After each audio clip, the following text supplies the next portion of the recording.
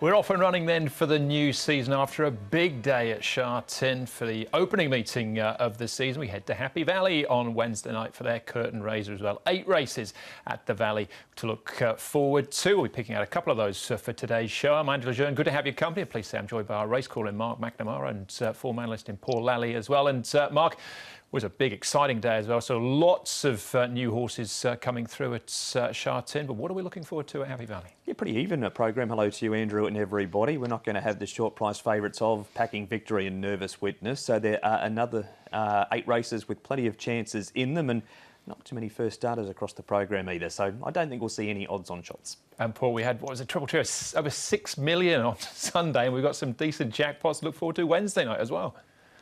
Yeah, we've got plenty of jackpots actually. We've even got a first double trio jackpot of 600,000 as well. So that's going in there. We've got 10 million going into the triple trio, 8 million going into the 6-up win bonus. That's going to get up to about 13 million. And then we've got $1 million going into races 6 and 8 for the quartet and the first 4 pools as well. So plenty of jackpots to get your teeth into at Happy Valley.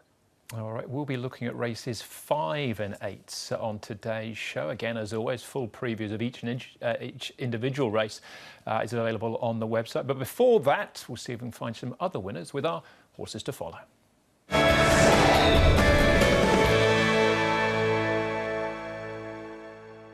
All right, Paul, you're going to go first, and you found one that ran on the weekend and one from the trials as well.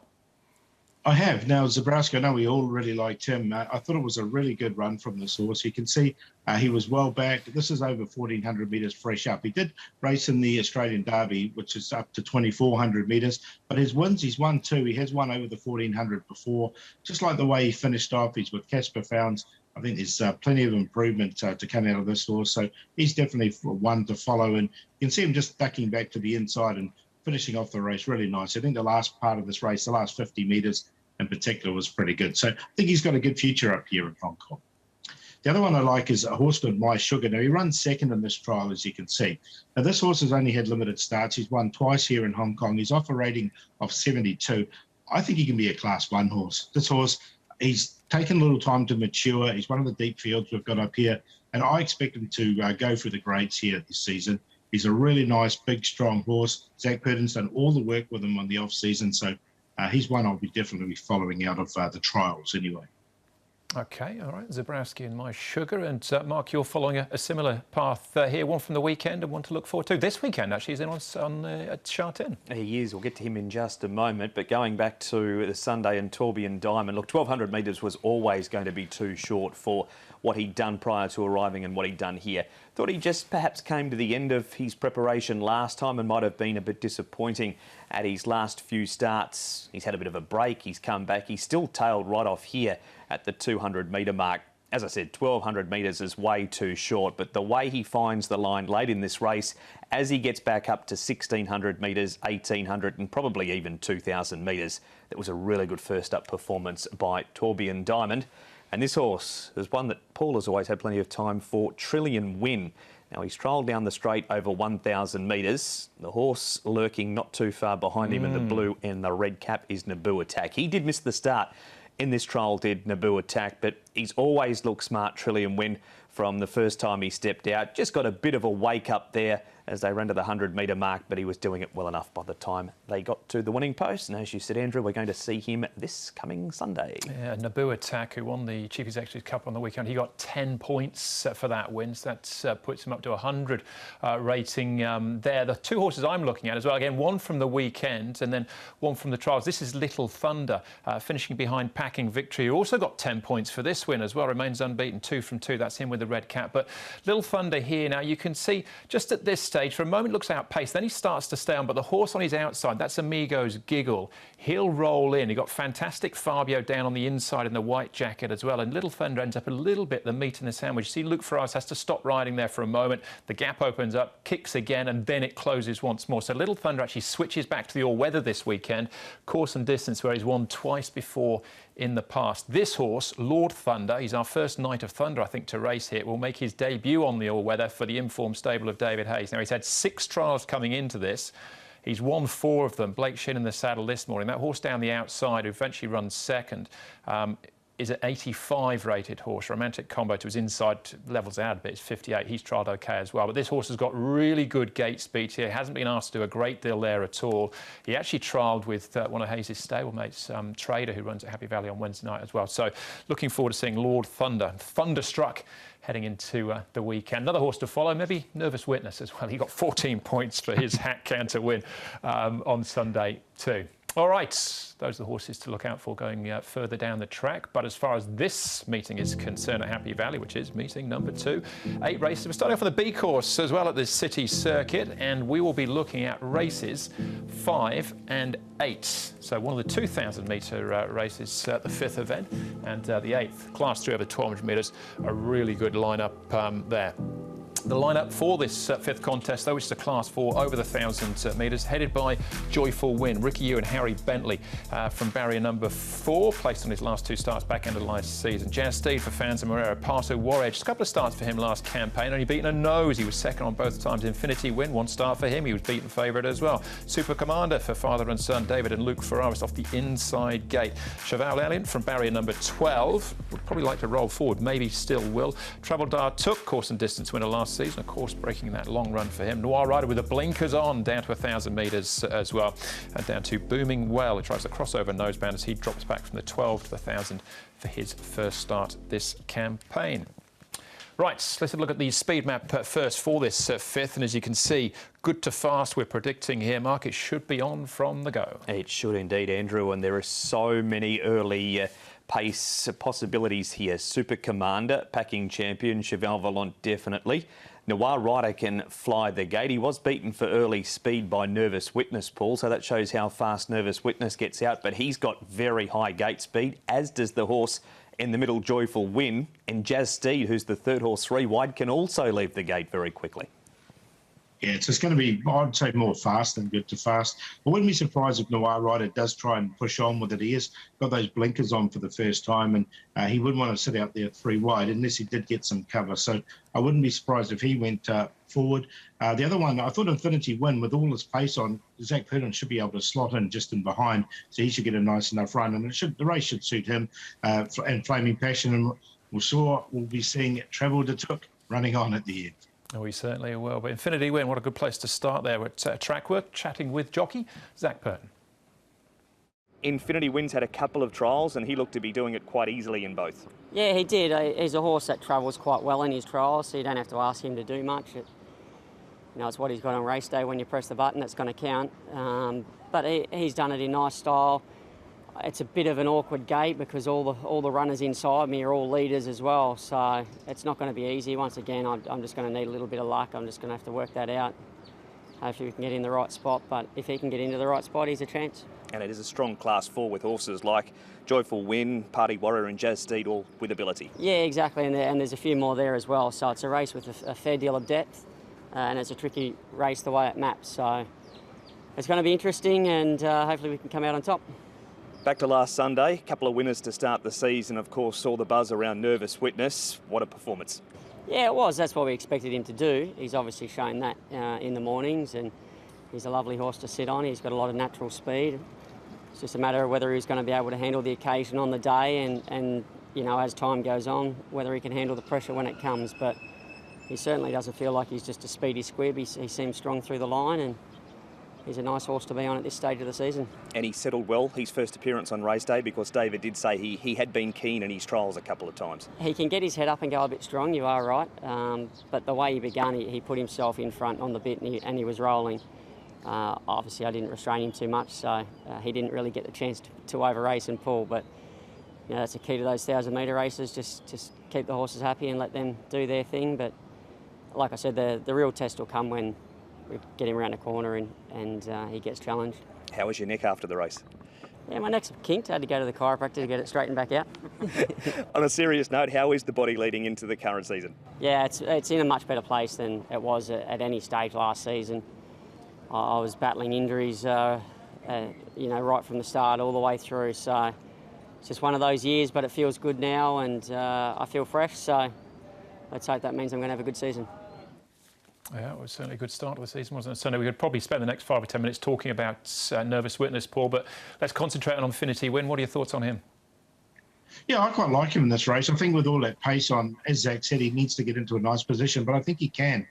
Look, his trials have been pretty good, I thought, leading into the race, into this race. You can see this trial on track here, so I quite like it.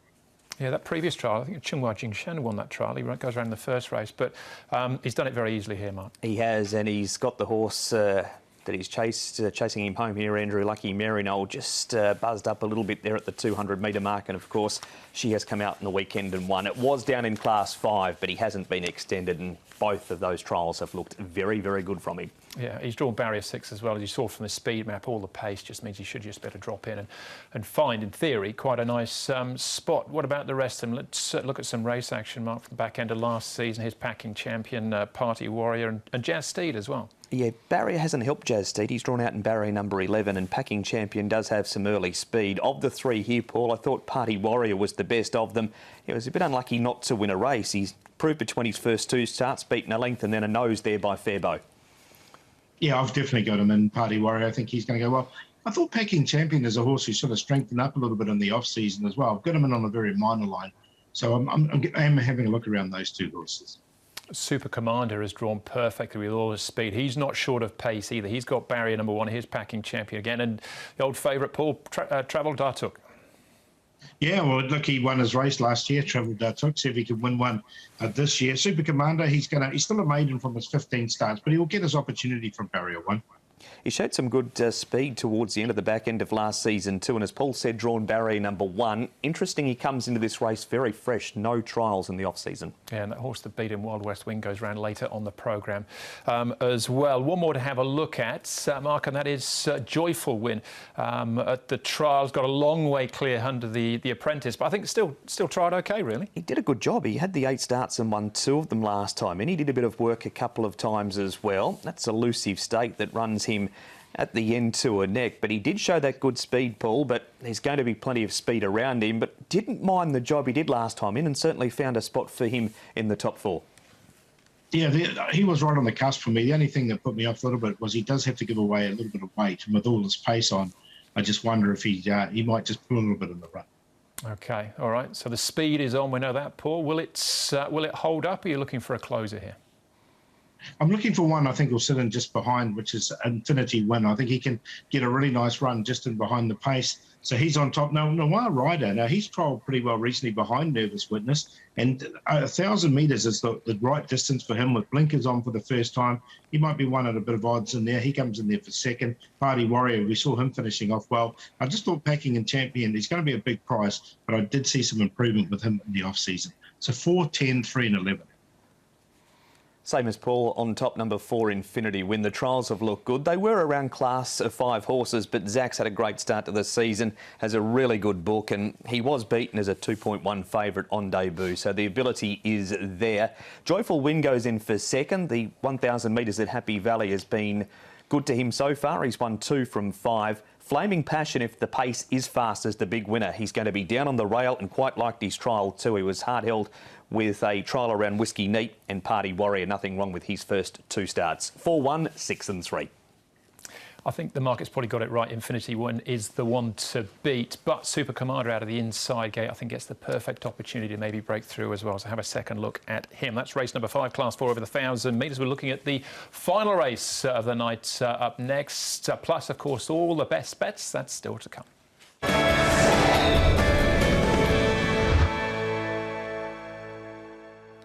Moving on to the final race of the night, then race number 8, which is a Class 3 over the 1,200 metres, with the DBS Manulife Challenge launching as well. This will score you points should you win or place. Winning method heads the weights, drops in class as well. He's a 2-time winner in this grade. Zach Purton for Danny Shum. The runner, 3-time course and distance winner for Derek Longer, rode a double on the opening day. Decisive 12s, won twice over the trip. They're both at Happy Valley. The Harrier Jet up in class. He's another specialist here. 5 times he's won course and distance. Rhapsody, a couple of wins to his name. Once course and distance for him, down to Smiling City and Telecom Rocket, who comes up in class without winning, but very consistent last season, particularly his last 4 or 5 runs, rarely missed a place. All right, as always, we'll start off with the speed here, and good to slow, we're saying, for this one, Mark, over the 1200 metres, and possibly the favourite out in front. He might get a rather easy lead here, Andrew, Decisive 12. His barrier man has got so much better with racing last time in, Paul, and from the inside gate, if Alexi can get him out, which he's certainly been able to do in recent times, there's nothing in this race that may challenge him for the lead. Yeah, look, I agree. I think he will get the lead there. Rhapsody's interesting because he can go forward or back, so I'll be interested to see what the tactics they do with him from that draw, whether they decide to go outside the leader. Harrier Jet, the old boy, should get a nice enough run there. You're right, there's no real other horse that could, well, at this stage of their careers, look like they want to lead, so he should get a nice enough lead, I think, Decisive 12. All right, possibly with the runner just parked to his outside, and that's where we're going to start in actual fact with his jockey, and a jockey in form, Derek Long. In race 8, you ride the runner, and he's finally got a better barrier draw. Yes, he lead a barrier, and last couple of times he always the draw against him, but he still won good. And this time, hope he don't need to use too much energy in the beginning, and then let him see how he finish. You said how well he ran from those bad draws. He must just try really, really hard as a racehorse. Yes, he's very honest and he's straightforward. Last couple of times he lost so much energy to use him in the beginning, and this time have a good barrier, so hope it's helping. What did you make of his recent trial? It was ordinary weather conditions, it was raining heavy, and it was on the all-weather. Yeah, I won't worry about his trial because he always doesn't performance good on the all-weather, so I won't worry about his trial. Great start to the season with the winning double last Sunday. Congratulations on that. And 39 last season. Is your first goal to beat the 39? I will try to do my best to beat my own goal, and yeah, I just try more harder. Beaver Hunter, the second of your winners, that was his first win. He looks like he's going to be a horse with a good future. Well, I think he's still improved. He still have rating. He's just more mature this season, and let's see how he improves after this one.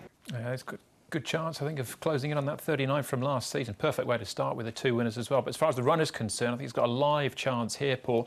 Particularly, he touched on the draw there, barrier number 5. He's got these are his last 4 runs at Happy Valley last season. You can see from those wide gates, he's still run well. He has, and he's been placed in a couple of times from those 4 starts and to win as well. So, look, from that draw, as you say, he's going to make it a lot easier for himself. So, yeah, I think he's one of the main dangers in the race.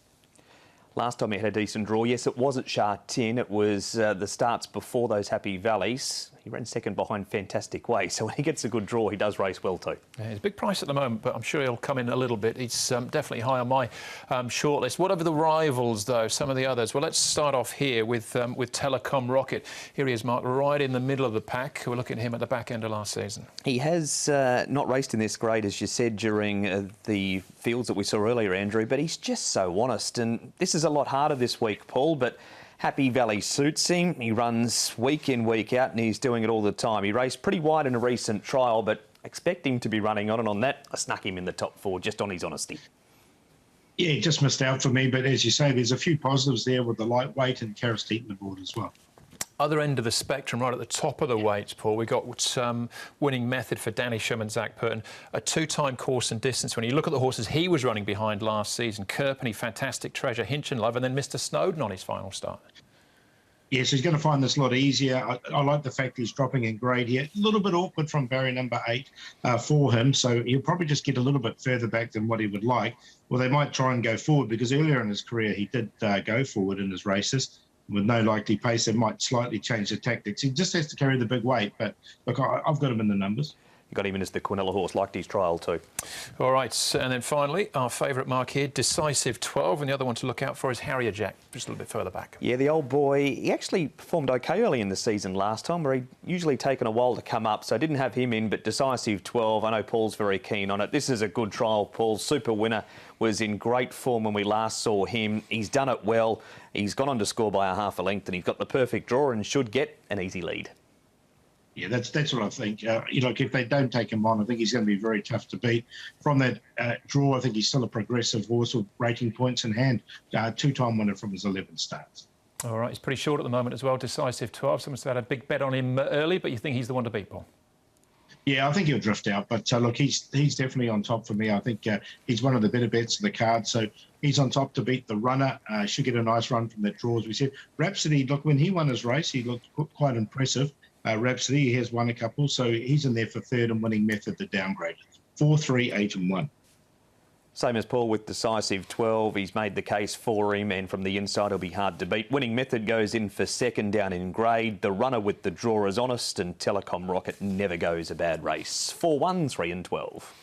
At those sort of prizes, the runner will do for me. Not sure it will stand up, though. Right, we'll get to the best bets in a second, Paul. But of the 8 races, who are the horses that come out on top? Oh, in the first, I thought Garlic Hero might run a pretty good race. Dennis Ship won the first on opening day. I'll see if he can win the first here at Happy Valley. So he's definitely one I quite like. Yo-Yo King, I think he's a bit of a chance as well at a price. He's got a new stable. He's a horse going well at the moment. Infinity Win, as we mentioned earlier in the show, I think he's a really good chance. The Trader, I do like the Trader.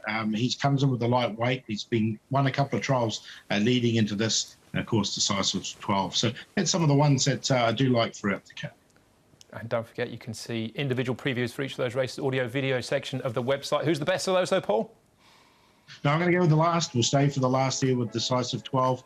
I just think he's a progressive horse, and if he gets that early lead, he's going to be really tough to beat. So Decisive 12 is the best. And in race number 3, I'm going to make the each-way play Yo-Yo King. He's changed stables. He's a horse that's going really well at the moment. So he's each-way play, and we'll do the play in that race as well with Yo-Yo King.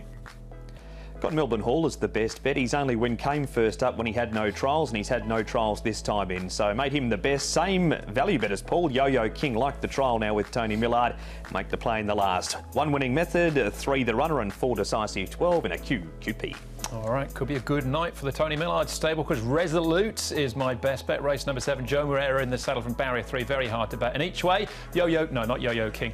The runner I'm going with in the final events as well. Hopefully we get that each way price. It stands up as well. We're out of time, boys. No time for anything else. That's the show. Thanks for watching. Hopefully we'll see you at Happy Valley on Wednesday night. We will be racing to win.